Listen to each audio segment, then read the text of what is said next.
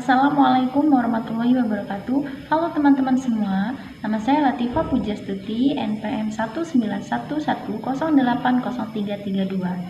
Sebelumnya saya ucapkan terima kasih kepada Bapak Belardo Farjantoki selaku dosen pengampu mata kuliah bimbingan konseling anak dan remaja. Baik teman-teman, di sini saya akan membahas yang pertama yaitu tentang ruang lingkup bimbingan konseling anak dan remaja. Yang kedua yaitu tentang hakikat dan urgensi bimbingan konseling anak dan remaja, dan yang terakhir adalah konsep dasar bimbingan konseling anak dan remaja. Jadi teman-teman, ruang lingkup bimbingan konseling anak itu ada 3. Yang pertama yaitu bimbingan pribadi, bimbingan belajar, dan bimbingan karir. Jadi yang pertama yaitu bimbingan pribadi. Jadi bimbingan pribadi ini diberikan guna untuk menciptakan lingkungan yang kondusif, interaksi pendidikan yang akrab, dan mengembangkan sistem kemampuan diri dan sikap-sikap yang positif, serta keterampilan-keterampilan sosial pribadi yang tepat. Kemudian yang kedua ada bimbingan belajar. Jadi bimbingan belajar ini dimaksudkan untuk mencapai tujuan dan tugas perkembangan pendidikan melalui kegiatan bermain sambil belajar yang mencakup pengembangan kemampuan dasar dan pembentukan perilaku. Dan kemudian yang terakhir adalah bimbingan karir. Jadi bimbingan karir ini lebih mengarah pada membantu anak dalam perencanaan, pengembangan, dan pemecahan masalah-masalah karir. Selanjutnya yaitu ruang lingkup bimbingan konseling remaja. Jadi bimbingan konseling remaja itu merupakan suatu proses bantuan yang dilakukan kepada seseorang individu gitu ya, dengan bertujuan untuk si individu ini dapat menghadapi tantangan-tantangan dalam hidupnya gitu. Jadi sebetulnya fase remaja ini belum berada di tempat yang jelas begitu. Jadi artinya itu mereka tuh sudah tidak termasuk anak-anak, tapi juga belum dapat sepenuhnya diterima menjadi dewasa. Jadi remaja itu berada di antara anak-anak dan orang dewasa.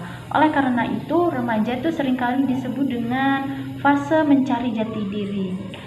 Nah, bimbingan dan konseling remaja ini sebenarnya tidak hanya untuk remaja yang bermasalah saja loh teman-teman, tetapi juga untuk remaja yang merasa bingung ataupun kewalahan mengalami masa remajanya. Nah, bimbingan dan konseling remaja ini juga sangat penting gitu bagi setiap remaja, karena dapat membantu mereka itu lebih memahami perubahan yang mereka alami dan juga untuk mendapatkan bekal gitu. Bagaimana sih caranya menjalani hidup yang efektif di masa remajanya. Baik teman-teman, selanjutnya saya akan membahas tentang hakikat dan urgensi bimbingan konseling anak dan remaja. Nah, di sini saya akan membahas tentang hakikat bimbingan dan konseling terlebih dahulu ya teman-teman. Jadi hakikat bimbingan dan konseling itu bertujuan untuk memfasilitasi peserta didik atau konseli untuk mampu mengembangkan potensinya atau mencapai tugas-tugas perkembangannya yang menyangkut fisik, emosi, intelektual, sosial, dan moral spiritualnya, sehingga dalam kehidupan sehari-hari ini konseli ini mampu itu dalam mempersiapkan kehidupan di masa depannya. Selanjutnya adalah urgensi bimbingan konseling anak dan remaja. Jadi dalam urgensi bimbingan konseling anak dan remaja ini, posisi anak dan remaja itu dalam perspektif perkembangan sepanjang hayat, yaitu atau seumur hidup. Jadi urgensi bimbingan konseling anak dan remaja ini berdasarkan pada aspek perkembangan dan penerapan bimbingan dan konseling untuk mengoptimalkan perkembangannya. Kemudian yang terakhir saya akan menjelaskan tentang konsep dasar bimbingan dan konseling anak dan remaja. Jadi dalam konsep dasar ini terdapat tujuan dan juga fungsi dari bimbingan dan konseling anak dan remaja. Jadi tujuan bimbingan dan konseling anak dan remaja itu yang pertama ada pemahaman. Jadi yang dimaksud dengan pemahaman yaitu untuk memahami perkembangan dan kesulitan emosional individu tersebut.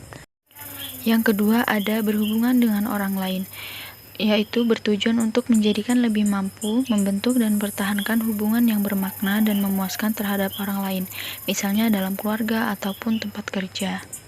Kemudian selanjutnya ada pencerahan. Pencerahan ini adalah untuk membantu klien mencapai kondisi spiritual yang lebih tinggi. Kemudian ada pemecah masalah.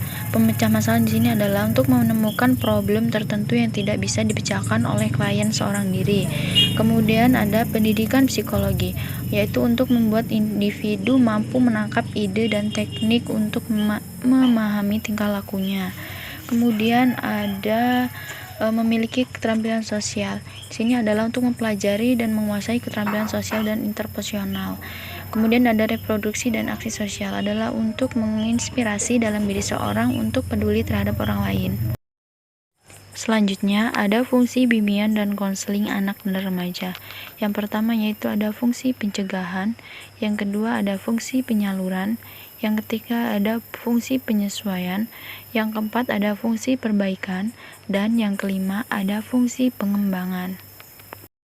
Jadi teman-teman, itulah materi yang dapat saya sampaikan, yaitu mengenai tentang ruang lingkup bimbingan dan konseling anak dan remaja, hakikat dan urgensi bimbingan dan konseling anak dan remaja, dan juga konsep dasar bimbingan dan konseling anak dan remaja. Jika ada salah kata, saya mohon maaf. Kepada Allah saya mohon ampun. Saya akhiri. Wassalamualaikum warahmatullahi wabarakatuh.